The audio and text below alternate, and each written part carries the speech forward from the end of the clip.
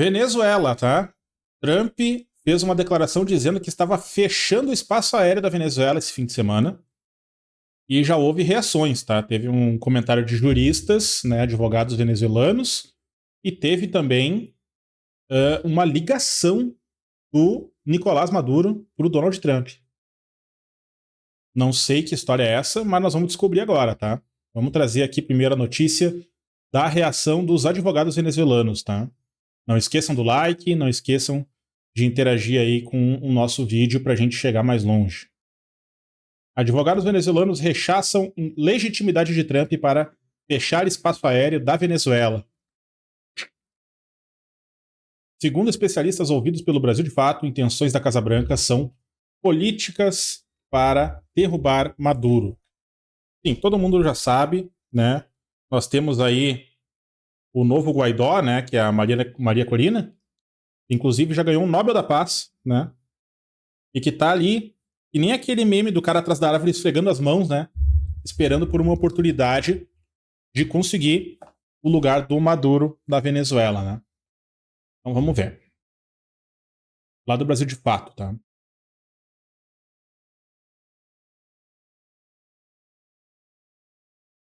Advogados venezuelanos rechaçaram a legitimidade do presidente dos EUA, Donald Trump, para fechar espaço aéreo da Venezuela, como anunciou o republicano no último sábado 29.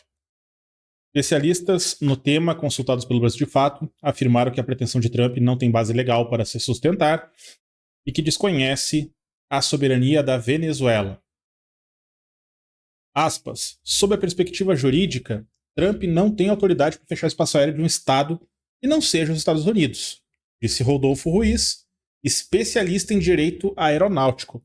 Arrisco eu, e nem precisava um especialista em direito nessa área para dizer isso, né?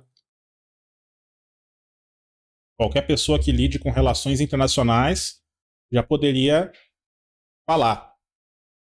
O advogado, no entanto, aponta que as intenções da Casa Branca são políticas e, aspas, não deixam de ter o efeito desejado, uma vez que quem está tomando atitude é o presidente da maior potência do mundo. Porque assim, a gente conhece a prática do Trump, né? Retórica, bravata, ameaça, até conseguir o que quer. O que ele quer nesse caso, né? Ele quer ingerência sobre os recursos, né, abundantes da Venezuela. Ele quer acesso a petróleo, ele quer acesso a minérios raros, ele quer acesso, enfim, às riquezas, né, que o país possui. Agora, ele não quer acesso fazendo um acordo comercial adequado, né, não quer acesso fazendo uma conversa de adultos, né, ele quer primeiro ameaçar.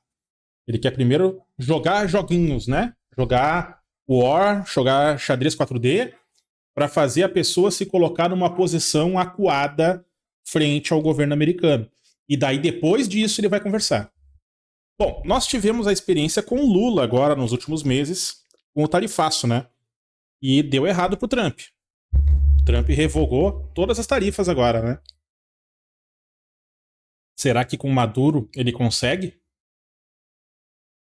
Vamos ver. Há meses, Trump vem ampliando a pressão contra o governo de Nicolás Maduro, realizando uma série de ataques contra lanchas e embarcações no Mar do Caribe sob pretexto de combate ao narcotráfico. Poxa, eles escreveram aqui uma série de ataques contra lanchas, eu fiquei pensando, coitados, cara. Estão detonando os x-salada dos caras lá, mas não é isso, é contra lanchas, tá? Após ameaças de proibições e ataques, companhias aéreas interromperam operações na Venezuela e, em seguida, foram penalizadas por Caracas por descumprirem acordos de maneira unilateral. Aspas. O que Trump está fazendo não tem legitimidade no direito internacional e em nenhum direito imaginável, diz Juan Carlos Valdez, advogado e membro do Partido Pátria para Todos. Estamos presenciando a destruição do direito internacional, já que países como Estados Unidos e Israel fazem o que bem entendem e ninguém os interrompe, nem a ONU, afirmou. Temos visto isso também.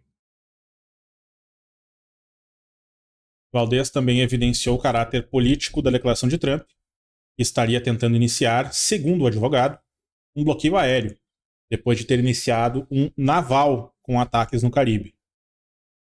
Aspas. Eles estão buscando uma ruptura psicológica. Exatamente. As pressões estão direcionadas para quebrar o ânimo dos apoiadores do projeto bolivariano, militares e dos que apoiamos o legado de Hugo Chávez, disse Valdez. Primeiro ele ataca sempre o moral, para depois ele vir querer conversar. Entenda a pressão dos Estados Unidos contra a Venezuela. Desde que assumiu o segundo mandato frente à Casa Branca, Donald Trump retomou sua estratégia de pressão contra o governo Maduro. Em 2018 e 2019, a tática passou por ampliar ao máximo as sanções econômicas para asfixiar a indústria petroleira, principal produto da Venezuela, e causar uma queda de 95% da receita venezuelana, agravando a pior crise econômica da história do país sul-americano. Cara, asfixiou 95% da receita venezuelana, cara. Ele tá destruindo o país. Atualmente, o republicano parte para posições militares e amplia a presença de tropas no Mar do Caribe em países centro- e sul-americanos aliados. Porta-aviões nas costas de Porto Rico, tropas da República Dominicana e na Guiana e visitas regulares ao Equador e ao Panamá fazem parte da nova onda de pressão. Enquanto isso, a Casa Branca utiliza a justificativa de combate ao narcotráfico como pretexto para ações hostis na região e, inclusive, para processar criminalmente o Maduro. Uma das maiores farsas que a gente está vendo a céu aberto desse governo, né?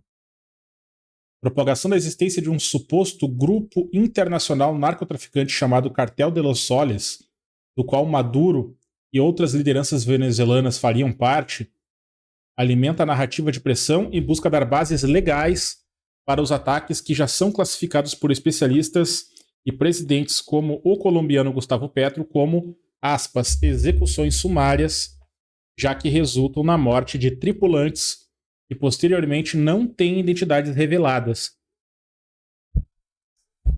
Editado por Natália Fonseca, lá na Brasil de Fato. Então assim, gente, nós estamos vendo aí, de novo, mais uma vez, outra vez, um aumento na aposta, né? Mais uma dobra de aposta do Trump sobre a questão agora da Venezuela, tá?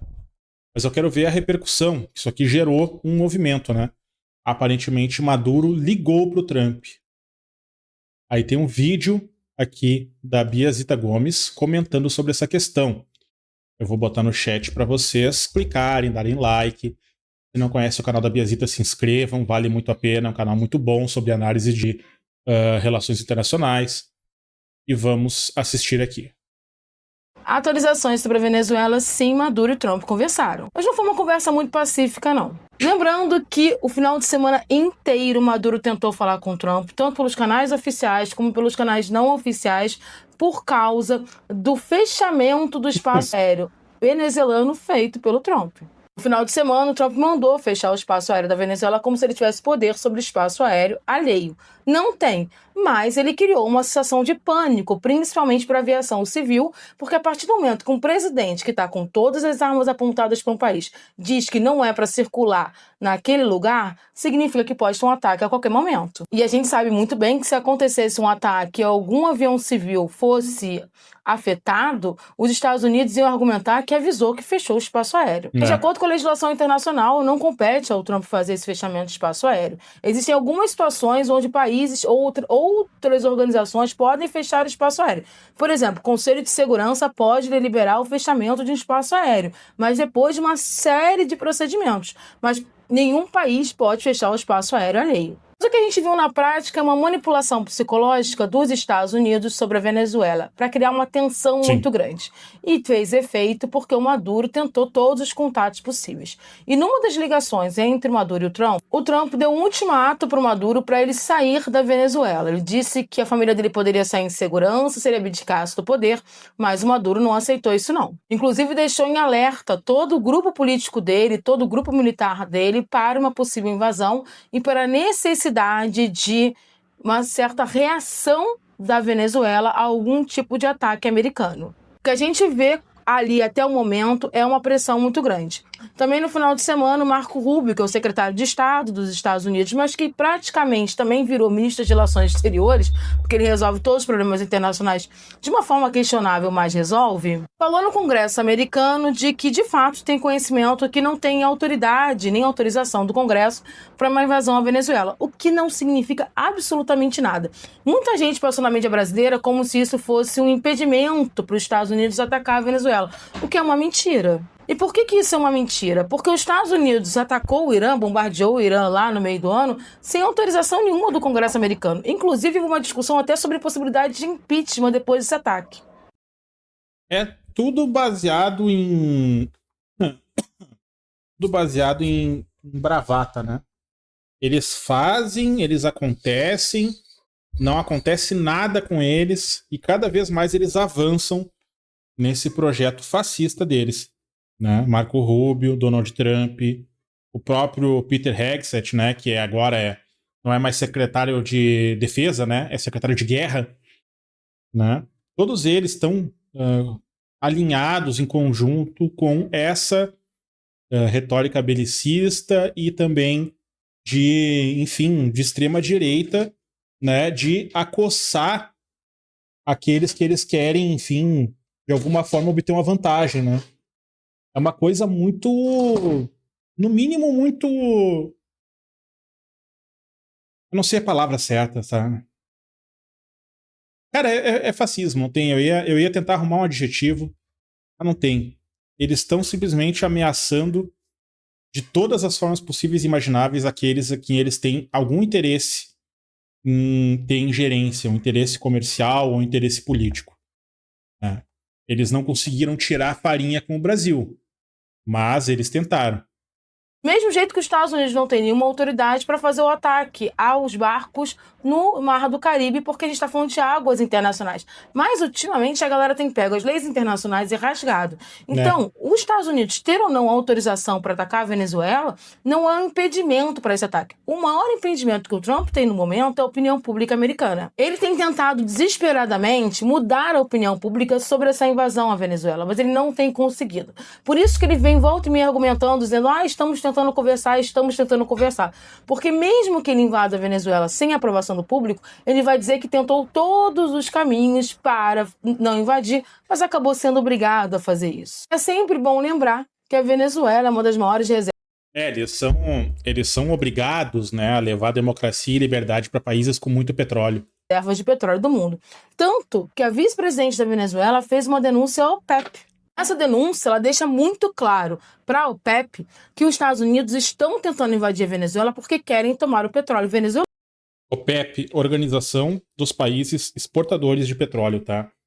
É uma organização internacional que tem a Liga Árabe, enfim, tem vários países do mundo com grandes reservas.